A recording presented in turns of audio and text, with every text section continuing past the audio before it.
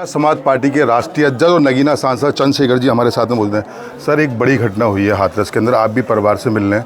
122 मौतें सर हुई हैं और अलीगढ़ जिले की में 17 मौतें हुई हैं। आप भी ठाठस बना रहे हैं सर, क्या अपील करिएगा? देखिए, पहली बात तो जिस तरह से मेरी परिवारों से वार्ता हुई है तो ये आंकड़ा ज़्यादा है जी। 122-21 लोग तो वो है जिनका पोस्टमार्टम हुआ है और बाकी वो लोग हैं जो अपने परिवार को और उनकी जो है डेड बॉडी को अपने साथ ले गए।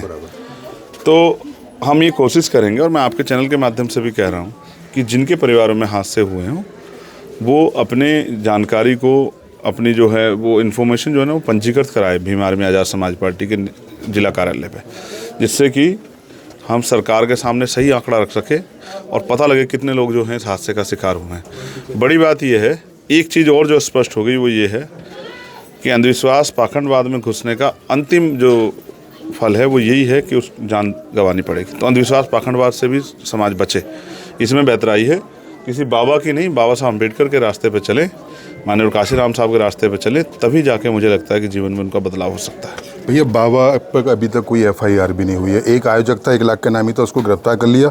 टोटल अभी तक 11 लोग गिरफ्तार किए गए हैं। तो भैया, और 80,000 की परमिशन 4 लाख लोग पहुंच रहे हैं। लेकिन सबसे बड़ी बात यह है कि बाबा की तमाम संपत्तियों का ब्यौरा निकल के आ रहा है, लेकिन बाबा के खिलाफ अभी तक कोई कार्रवाई नहीं। 2 चीज़ें हैं जो आपने कही कि 80,000 लोगों की परमिशन। तो पहली बात यह है कि 80,000 लोगों की परमिशन की व्यवस्था एडमिनिस्ट्रेशन ने, पुलिस ने वहाँ की थी या नहीं की थी? तो एडमिनिस्ट्रेशन और 80,000 लोगों की व्यवस्था के लिए कम से कम 1,000 लोग चाहिए।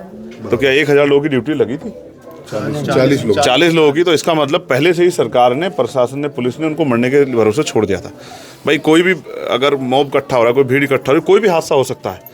तो पहले एडमिनिस्ट्रेशन को 80,000 लोगों की परमिशन की व्यवस्था के क्या उन्होंने की, ये भी इसके बारे में जवाब देना चाहिए। तो ये इंटेलिजेंस का, LIU का, पुलिस का, प्रशासन का और सरकार का फेलियर है। सरकार को अपना भी मुंह साफ करना चाहिए कि ये उनका फेलियर। दूसरा, बाबा के पास संपत्तियाँ है, तो बाबा अगर मुझे सुन रहे हैं तो वो अगर वास्तविकता में कोई बाबा हैं और अगर वो मानवता से प्रेम करते तो बाबा को चाहिए कि इन परिवारों की खुद से आगे बढ़ के मदद करें।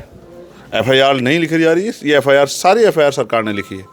तो पुलिस और सरकार क्यों बाबा को बचा रही है, पुलिस और सरकार जानती होगी। ये इसके लिए मुख्यमंत्री को जवाब देना चाहिए। लेकिन मेरी ये मांग है सरकार से, सरकार कम से कम 25-25 लाख रुपए का मुआवजा इन परिवारों को दे, प्लस बाबा को कम से कम 1-1 करोड़ रुपए का मुआवजा इन परिवारों को देना चाहिए, क्योंकि ये सब बाबा के विश्वास में वहाँ गए थे।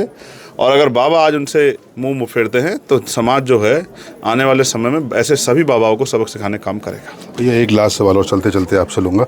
भैया, अभी उपचुनाव होना है, क्या मानना है कि उपचुनाव के चलते ये कोई बयानबाजी सामने नहीं आ रही कि बाबा को गिरफ्तार नहीं किया जा रहा? मैं इसके कहने का चाह रहा हूँ, क्या कोई बात नहीं, चुनाव की बात नहीं कर रहा भैया, मैं कह रहा हूँ मुख्यमंत्री से जवाब मांगो जी कि मुख्यमंत्री जी क्यों ऐसा कर रहे हैं, क्यों बचा रहे हैं ऐसे लोगों को। ठीक है आप लोग?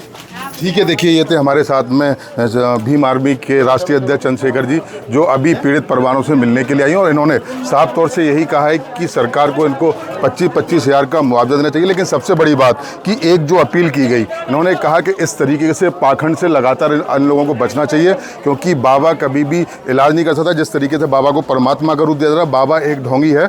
और लगातार ये अब सरकार पर ही सवाल उठाते हुए आ रहे हैं कि आखिर जब मुकदमा पुलिस की तरफ से पंजीकृत किया गया तो बाबा का नाम आखिर उसमें क्यों नहीं लिया गया? तो कहीं ना कहीं इसका बाबा भी जिम्मेदार है। और साथ ही इन्होंने कहा जितनी बाबा की संपत्ति है, बाबा की संपत्ति में से 1-1 करोड़ रुपए जो भी मृतक हैं उनको देने का ये लोग काम करें। मैं सहयोगी नवाब के साथ मोहित गुप्ता, TV9 अलीगढ़।